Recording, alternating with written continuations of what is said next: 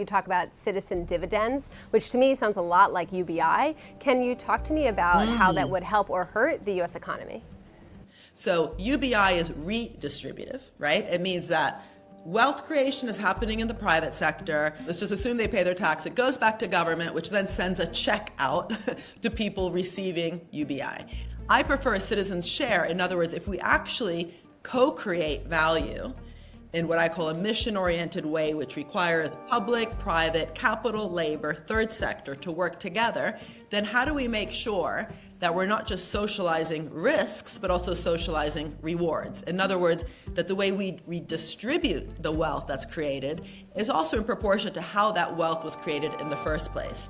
So, why is it that it's so easy for Lloyd Blankfein, to have called Goldman Sachs workers the most productive in the world? Because we have a way to measure the work that's done by Goldman Sachs workers that then are very kind of proud to be seen as productive members of society. Whereas school teachers, do you ever hear them calling themselves wealth creators? And they create huge amounts of value and wealth. And surprise, surprise, one is the arrogant part, which calls itself value creating, and the other part is kind of a bit timid, but doing, the job every day. Nurses, doctors, school teachers.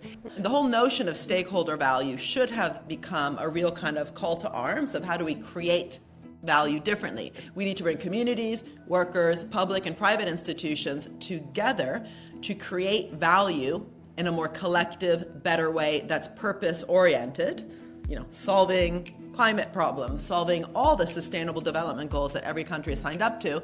And the how really matters. So I think the bottom line should be, how do we actually create a line, a trajectory, an investment plan towards solving the digital divide, towards producing more preparedness for the next health pandemic, which will come our way.